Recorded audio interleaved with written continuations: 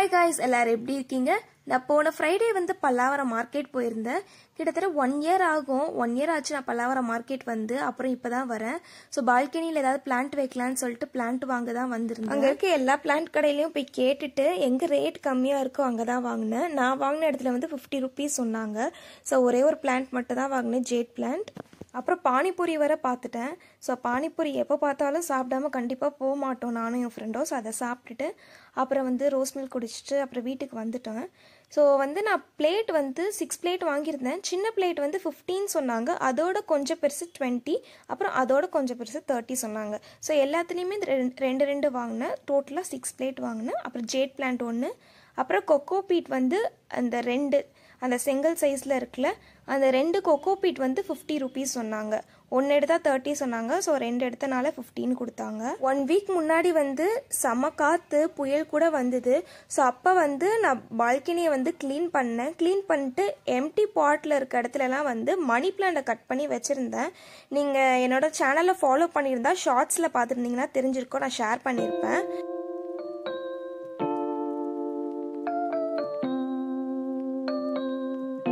1-2 பாட்டில் வந்து பிளேட் இல்லை அடியில் வைக்கிறதுக்கு, அதனால பிளேட் வாங்கிட்டு வந்திருந்தேன், அதை வச்சிட்டு இருந்தேன்.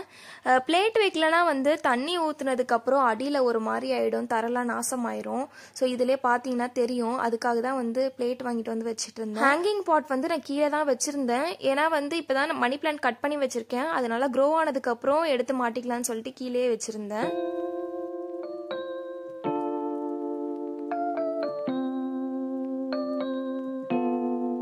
என்னோட குட்டி பால்கனி. லாஸ்ட் 1 year தான் வந்து நான் பிளான்ஸ் வாங்கி பால்கனியில் வச்சிட்டு இருக்கேன். பால்கனி எப்படி இருக்குன்னு கமெண்ட் பண்ணுங்க. சாட்டர்டே ஹேர் பேக் போட்டுட்டு ஹேர் வாஷ் பண்ணலான்னு சொல்லிட்டு அலோவேரா ஹேர் பேக் தான் ரெடி பண்ணிட்டு இருந்தேன். ஸோ அலோவேரா வந்து எங்கள் வீட்டிலே இருந்தது. இது வந்து நான் ஒரு 3 years பேக் வந்து எங்கள் பக்கத்து வீட்டில் வந்து இது இருந்தது. ஸோ இது ஒரே ஒரு கண்ணுன்னு சொல்லுவாங்க, ஒன்று தான் பிடுங்கி வச்சேன். ஆனால் இவ்வளோ இது வந்துருச்சு.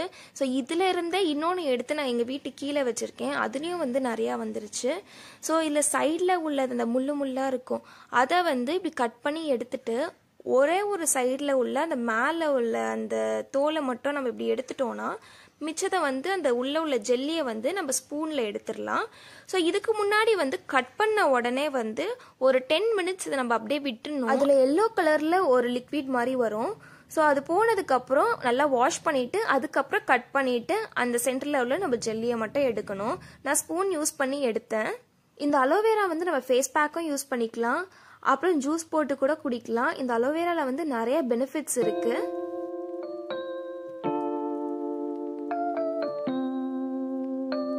அப்புறம் இதை மிக்சியில் போட்டு நல்லா அரைச்சி எடுத்துக்கிட்டேன். அரைச்சதுக்கப்புறம் ஃபில்டர் பண்ணணும்னு அவசியம் இல்லை, ஏன்னா நம்ம வந்து ஹேர் பேக் போட்டுட்டு அப்புறம் ஹேர் வாஷ் பண்ணிடுவோம், அதனால ஃபில்டர் பண்ணணும்லாம் வேண்டாம்.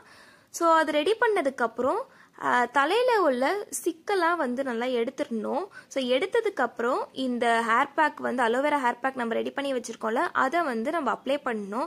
ஹேர் ஃபுல்லாக வந்து அப்ளை பண்ணிவிட்டு ஒரு 15 minutes வந்து அப்படியே விட்டுருங்க. ஸோ 15 minutes விட்டதுக்கப்புறம் திருப்பி ஆயில் வந்து அப்ளை பண்ணணும். இந்த ஆயில் வந்து நான் வீட்டில் செஞ்ச ஆயில் தான், 3 இன்க்ரீடியன்ஸ் வச்சு தான் செஞ்சேன். ஆல்ரெடி வீடியோ அப்லோட் பண்ணியிருக்கேன். உங்களுக்கு இந்த ஆயில் எப்படி செஞ்சேன்றது வேணும்னா அந்த வீடியோ செக் பண்ணி பாருங்கள். ஆயில் அப்ளை பண்ணி 15 minutesக்கு அப்புறம் ஹேர் வாஷ் பண்ணிடணும். ஸோ ஹேர் பேக் போட்டு 15 minutes விட்டுறணும், அதுக்கப்புறம் ஆயில் அப்ளை பண்ணி 15 minutes விட்டுறணும். டோட்டலாக 30 minutes விட்டுட்டு அப்புறம் ஹேர் வாஷ் பண்ணிடணும். ஹேர் வாஷ் பண்ணதுக்கப்புறம் ஹேர் வந்து ரொம்ப சாஃப்ட் அண்ட் ஷைனியாக இருக்கும். ஒரு டைம் இந்த ஹேர் பேக் போட்டுட்டு நீங்களே ஹேர் வாஷ் பண்ணி பாருங்க, உங்களுக்கே வந்து சாஃப்டாக ஃபீல் ஆகும், உங்களோட ஹேர் அவ்வளோ சாஃப்டாக இருக்கிற மாதிரி. ஃப்ரைடே வாங்கிட்டு வந்த பிளான்ட்டை வந்து கட் பண்ணி வைக்கலான்னு சொல்லிட்டு கொக்கோ பீட்டை வந்து ஃபஸ்ட்டு ஊற வச்சுட்டேன். அதுக்கப்புறம் வந்து கொக்கோ பீட் ஊறினதுக்கப்புறம் அதை எடுத்து தட்டினதுக்கப்புறம் மண்புழு உரம்னு சொல்லுவாங்க, அதையும் போட்டு நல்லா மிக்ஸ் பண்ணிட்டேன். 2 பிளான்ட் தான் வைக்க போகிறேன். ஸோ அதுக்கேற்ற மாதிரி கொக்கோ பீட் எடுத்து நான் மிக்ஸ் பண்ணிட்டேன். ஸோ அப்புறம் நான் எப்போ பிளான்ட் வைக்க போகிறேன்னு தெரியல, அதனால நான் கொஞ்சமாக தான் எடுத்துக்கிட்டேன்.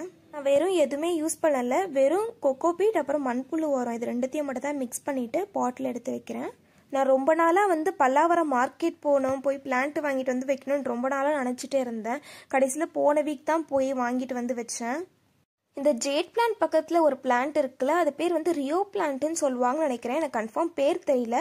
அது கூட வந்து நான் வந்து எங்கள் அம்மாவோட ஃப்ரெண்டு வீட்டிலேருந்து தான் எடுத்துகிட்டு வந்தேன். ஒரே ஒரு இதுதான் வச்ச உடனே வந்து நிறையா வந்துருச்சு.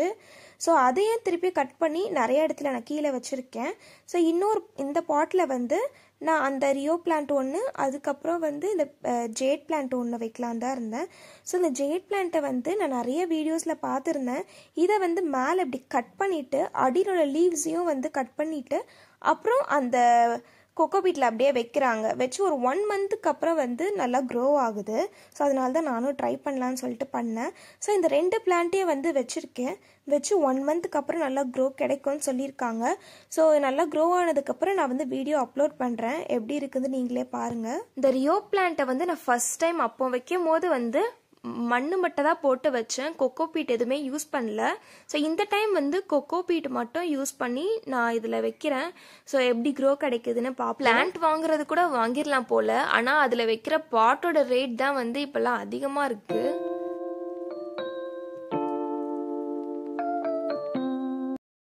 டியூஸ்டே ஆஃப்டர்நூன் நான் மஷ்ரூம் பிரியாணி தான் செய்யலான்னு இருந்தேன்.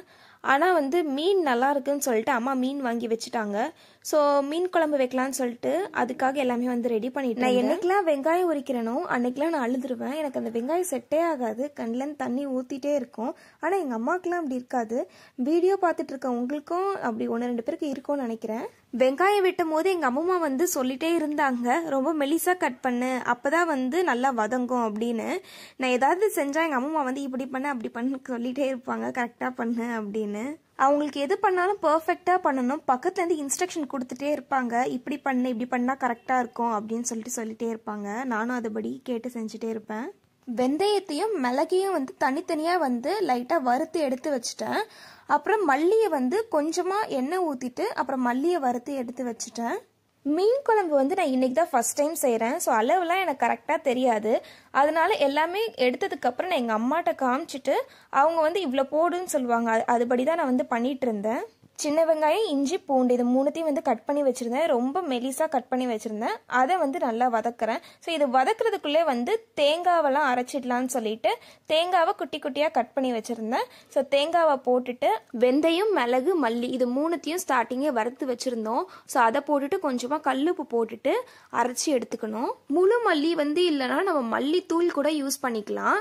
ஆனால் நான் மீன் குழம்பு வந்து ரொம்ப சிம்பிளாக செஞ்சிடலாம் நினச்சேன். வெறும் மல்லித்தூள், மிளகாத்தூள் இதெல்லாம் வறுத்து மட்டும் நார்மலாக நான் மீன் குழம்பு செஞ்சிடலாம் நினச்சேன். ஆனால் இது பெரிய ப்ராசஸாக இருக்குது. எங்கள் அம்மா செய்கிற மீன் குழம்பு வந்து சரி ட்ரை பண்ணி பார்க்கலான்னு சொல்லிட்டு நானும் பண்ணிட்டு இருந்தேன். இப்போ இந்த அரைச்சி வச்ச பேஸ்ட்டில் வந்து வெங்காயத்தை வதக்கி வச்சுருந்தோம்ல அதை போடுறேன். இதை போட்டதுக்கப்புறம் வந்து அதே பாத்திரத்தில் வந்து கொஞ்சமாக எண்ணெய் ஊற்றி மிளகாத்தூள் போட்டு வறுக்கணும். ஸோ எண்ணெய் ஊற்றினதுக்கப்புறம் சக்தி மிளகாத்தூள் வந்து 2 ஸ்பூன் போட்டேன். அப்புறம் வந்து காஷ்மீரி மிளகாத்தூள் மாதிரி 1-2 இருந்தது. எங்கள் அம்மா வந்து கேரளா போயிட்டு வரும்போது அங்கேருந்து வாங்கிட்டு வந்திருந்தாங்க. ஸோ அந்த மிளகாத்தூள் வந்து 2 ஸ்பூன், டோட்டலாக வந்து 4 ஸ்பூனு. காரம் வந்து நாங்கள் அதிகமாக சாப்பிட்றதுனால 4 ஸ்பூன் போட்டோம். நீங்கள் கம்மியாக சாப்பிடுவீங்கன்னா கம்மியாக போட்டுக்கோங்க. ஸோ அதை வறுத்து ஸோ இதில் தட்டினதுக்கப்புறம் இதை வந்து நல்லா அரைச்சி பேஸ்ட் மாதிரி எடுத்துக்கணும்.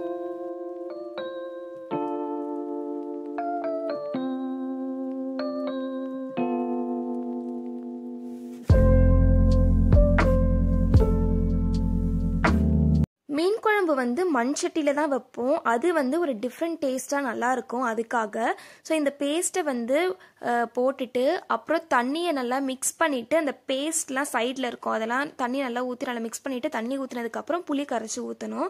ஸோ புளி கரைச்சி ஊற்றினதுக்கப்புறம் உப்பு கொஞ்சமாக போடணும். அப்புறம் உப்பு போட்டதுக்கப்புறம் உப்பும் புளியும் கரெக்டாக இருக்கா செக் பண்ணிவிட்டு இதுக்கப்புறம் தான் வந்து நம்ம வந்து ஸ்டவ் ஆன் பண்ணணும். ஆன் பண்ணதுக்கப்புறம் கொதிக்க விட்டுறணும். ஸோ கொதிச்சதுக்கப்புறம் மீன் வந்து போடணும். ஸோ மீன் வந்து அம்மா ஆல்ரெடி வந்து கழுவி ரெடி பண்ணி வச்சுட்டாங்க குழம்புக்கு. அப்புறம் ஃப்ரை பண்ணுறதுக்கும் மசாலாலாம் போட்டு ரெடி பண்ணி வச்சுட்டாங்க. ஸோ கொதிச்சதுக்கப்புறம் வந்து சிம்மில் வச்சுட்டு மீனை போடுறேன். எனக்கு வந்து கொஞ்சம் மீன் போட பயம். ஸோ மேலே தெரிச்சிருச்சுன்னா என்ன பண்ணுறது அப்படின்னு சொல்லிட்டு முள்ளாக வர இருக்குது. அதனால் வந்து கொஞ்சம் கொஞ்சமாக தான் எடுத்து போடுறேன். ஸோ இது கொதி விட்டதுக்கப்புறம் கொஞ்சம் லைட்டாக மூடி வச்சுட்டு சிம்மில் வச்சிடணும். குழம்பு நல்லா வெந்து லைட்டாக வத்திரும். குழம்பு ரெடியானதுக்கப்புறம் லாஸ்ட்டாக வந்து கடுக்கும் வெந்தயத்தையும் வந்து தாளிச்சும் அதில் போடலாம். ஆனால் நான் வந்து மீன் குழம்புல அப்படி போடலை. அப்படி போட்டால் கூட அதுவும் நல்லா தான் இருக்கும். அது வந்து ஆப்ஷனல் தான். ஸோ ஃபிஷ் ஃப்ரையும் ரெடி ஆகிடுச்சு, மீன் குழம்பும் ரெடி ஆகிடுச்சு. இந்த டாப் நான் அமேசானில் 398ன்னு வாங்கினேன். இது வந்து காட்டன் தான். நான் ஒரு டைம் யூஸ் பண்ணிவிட்டேன், ரொம்ப நல்லா இருக்குது. அப்புறம் இந்த க்ரீன் கலர் டாப்பும் வந்து 219 வாங்கியிருந்தேன். இந்த டாப்பும் வந்து நல்லா இருக்குது. இது ரெண்டுமே நான் அமேசானில் வாங்கியிருந்தேன். அப்புறம் நான் இந்த ஸ்லிப்பரும் அமேசானில் வாங்கியிருந்தேன். 449ன்னு வாங்கியிருந்தேன். ஃப்ளாட்டாக இருக்கனால வாங்கியிருந்தேன், நல்லா இருந்தது. அப்புறம் இது ஃப்ளிப்கார்ட்டில் வாங்கியிருந்தேன், 409ன்னு வாங்கினேன். அப்புறம் ஜுடியோவில் இந்த டிஷர்ட் 199ன்னு வாங்கியிருந்தேன். நான் போட்டிருக்க டிஷர்ட்டும் ஜுடியோ டிஷர்ட் தான். நான் ஆல்ரெடி ஷார்ட்ஸில் வந்து சொல்லியிருந்தேன், நான் 199க்கு பதிலாக 199 சொல்லிட்டேன், மாற்றி சொல்லிட்டேன், சாரி. அப்புறம் இதுவரை நம்ம சேனல் சப்ஸ்கிரைப் பண்ணாமல் பார்க்குறவங்க மறக்காமல் சப்ஸ்கிரைப் பண்ணிவிடுங்க. பாய் பாய், நெக்ஸ்ட் வ்ளாகில் பார்க்கலாம்.